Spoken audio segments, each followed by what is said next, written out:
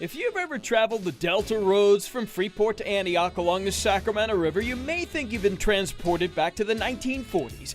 The Delta region was home to some of the best custom cars and hot rods in the country. John Callahan grew up during the car craze as it came to life in river hamlets like Isleton and Courtland. He knew the people.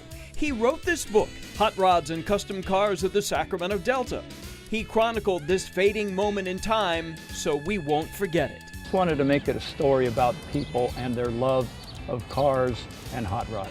We sat in this 1951 Roadster on a warm, late morning in the same car in the same spot as the cover of the book, in front of what was then Fran Awalt Ford sometime in the early 50s.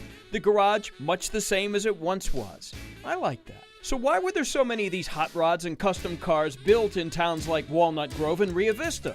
Well, there was plenty of room on farms and everybody knew how to work on motors already. It was a different time back then in the 50s and 60s Delta.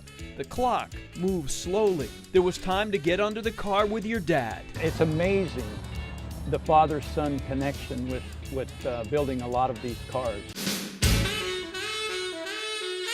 John interviewed 150 people for his book, many of them the sons of the dads who've long left us.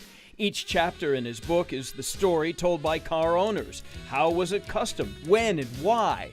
Hollywood had nothing on Courtland for building custom cars. What would you want people to most know about this? Who we were. Yeah. They didn't know that we had these cars in the Delta.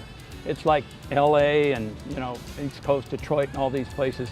But nobody knew this little pocket down here in the Delta had such fabulous cars. And it's just a story about what small towns did. Small town America. How amazing was it that all this automotive cool was going on right in our own backyard? Small towns have the best stories, in places like Walnut Grove, where time stands still. I like that.